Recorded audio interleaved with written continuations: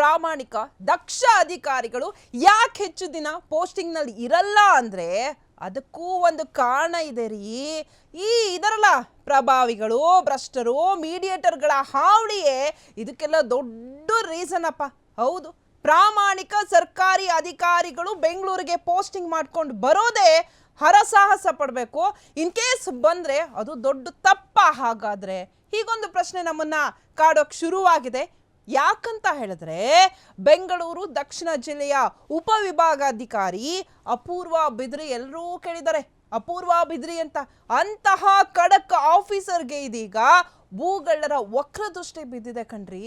ಹೇಗಾದ್ರೂ ಮಾಡಿ ಆಕೆಯನ್ನ, ಆ ಪ್ರಾಮಾಣಿಕ ಅಧಿಕಾರಿ ಅಪೂರ್ವ ಬಿದ್ರಿ ಅವ್ರನ್ನ AC ಹುದ್ದೆಯಿಂದ ಕಳಿಸ್ಕೊಡ್ಬೇಕಪ್ಪ ಅಂತ ಕಾಣದ ಕೈಗಳು ಶತಾಯಗತಾಯ ಪ್ರಯತ್ನ ಪಡ್ತಾನೇ ಇದ್ದಾರೆ. ಆಕೆ ಎಂತಹ ಪ್ರಾಮಾಣಿಕ, ದಕ್ಷ ಅಷ್ಟೇ ಅಲ್ಲ, ಲಿಂಗಾಯತ್ ಸಮುದಾಯದ ಹೆಣ್ಮಗಳು, ಸಿಕ್ಕಾಪಟ್ಟೆ ಪವರ್ಫುಲ್ಲು.